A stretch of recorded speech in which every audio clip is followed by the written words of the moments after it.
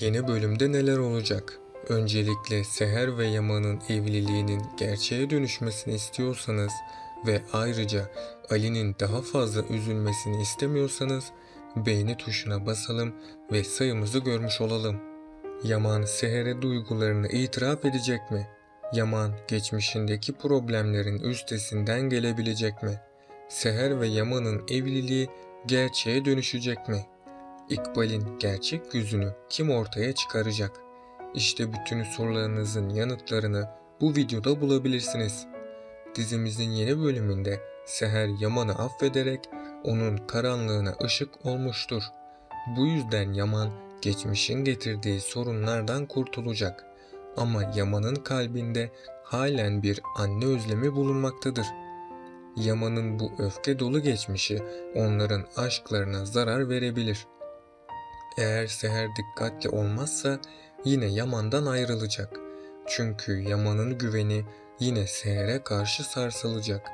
Bu yüzden Seher'in önce Yaman'ı iyileştirmesi lazım ve büyük ihtimal ile Seher Yaman'a yardım edecek. Seher Yaman'ı geçmişin karanlığından kurtaracak. Yaman da Seher sayesinde geçmişinden kurtulmuş olacak. Bundan sonra Yaman Seher'e aşkını itiraf edecek. Seher ve Yaman aşkının başlaması ile yeni gelişmeler yaşanacak. Yani Yaman ve Seher'in sahte evliliği gerçeğe dönüşecek. Evliliğin gerçeğe dönüşmesiyle dizide heyecanlı sahnelerde yaşanacak.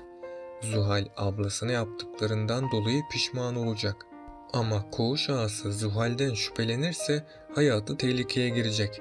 Çünkü Zuhal ablasının kurtulmasını sağlamıştı. Bu yüzden Zuhal'i büyük zorluklar bekleyecek. Yakında tüm bu olayların sorumlusunun Zuhal olduğu anlaşılacak. Ve Yaman Zuhal'i cezalandırmak için elinden geleni yapacak. Ayrıca İkbal de tüm kötülüklerine devam edecek. Çünkü İkbal tüm Kırımlı mirasına sahip olmak istemektedir. İkbal bu amacına ulaşabilmek için tüm kötü yolları deneyecek. Tabii İkbal bu yolda Seher'i kendisine engel olarak görmektedir. Bu yüzden İkbal Seher'i etkisiz bırakabilmek için her şeyi yapacak. Yaman yakında İkbal'in ses kaydına da ulaşacak. Yaman gerçekleri öğrendiğinde hayatının şokunu yaşayacak. Çünkü Yaman İkbal'in hainliğine inanmak istemeyecek. Ama sonrasında Yaman Ziya sayesinde İkbal'i konaktan kovmayacak. Çünkü Yaman İkbal'i kovarsa Ziya'nın sarsılacağını biliyor. Bu yüzden Yaman İkbal'in konakta kalmasına izin verecek. Ama sonrasında Bahçıvan sayesinde İkbal'in gerçek yüzü ortaya çıkacak. Yaman bunu fark ettiği gibi İkbal'i konaktan kovacak. Yaman İkbal'e en ağır cezayı verecek. Yani İkbal de Yaman ve Seher'in hayatından çıkmış olacak. Peki sizce Seher ve Yaman sonunda mutlu olabilecek mi? Aşağıda yorumlarınızı bekliyorum. Önümüzdeki bölümde herkesin hayatı aniden değişecek. Çünkü Yaman'ın İkbal'i kurtarmasıyla yeni bir dönem başlayacak. İkbal kurtulduğu için bundan sonra daha da fazla kötülükler yapacak. Yaman da bir süreliğine İkbal'in hain tarafını fark etmeyecek. Ama İkbal'i zorlu günlerde bekliyor. Çünkü son bölümde İkbal'in itirafları kayıt cihazına kaydedilmişti. Bu yüzden İkbal kurtulsa bile onu daha da kötü günler bekliyor. Gerçekler mutlaka ortaya çıkacak. Gerçekler ortaya çıktığında Yaman hayatının şokunu yaşayacak. Hatta Yaman İkbal'in ihanetine karşı onu cezalandırmak isteyecek. Ama Yaman Ziya'nın üzülmemesi için İkbal'i affedecek. Günü geldiğinde Yaman İkbal'e de en ağır cezayı verecek. Ve İkbal Yaman ve Seher'in hayatından tamamen çıkmış olacak. Bu süreçte Yaman ve Seher daha da yakınlaşacak. Hatta Yaman Seher'e duygularını itiraf etmeyi de isteyecek. Ama bu ilk zamanlarda hiç de kolay olmayacak. Sonrasında Yaman Cenger'in desteğiyle Seher'e duygularını itiraf edecek. Seher de Yaman'ı sevdiği için ona bir şans verecek. Hatta bu sayede Seher ve Yaman'ın sahte evliliği de gerçeğe dönüşmüş olacak. Ama bu aşkı ciddi bir tehlike beklemektedir. Çünkü İkbal gerçek yüzü ortaya çıkana kadar kötülükler yapmaya devam edecek.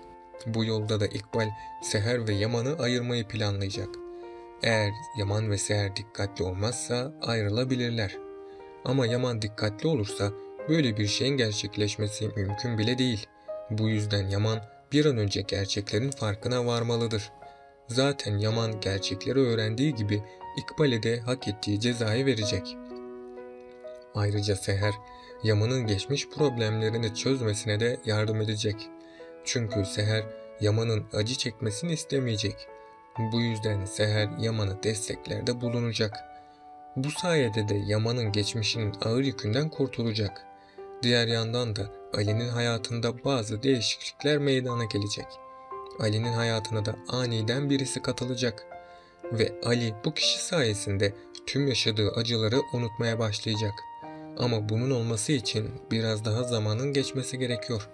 Çünkü Ali'nin kalbini yeni birisine açması için biraz daha zamana ihtiyaç var. Bu yüzden Ali şimdilik Kiraz'ın gidişinden dolayı kendisine gelemeyecek. Hatta Ali tüm yaşananlardan kendisini sorumlu görecek. Sonrasında Ali hata yaptığını fark edecek ve Ali hayatına yeni bir başlangıç yapacak. Çünkü Ali bu kişi sayesinde yeniden hayata tutunmuş olacak. Yani bundan sonra daha da heyecanlı sahneler yaşanacak. Sultan Ala da Ali'nin hayatının düzene girmesiyle çok sevinecek.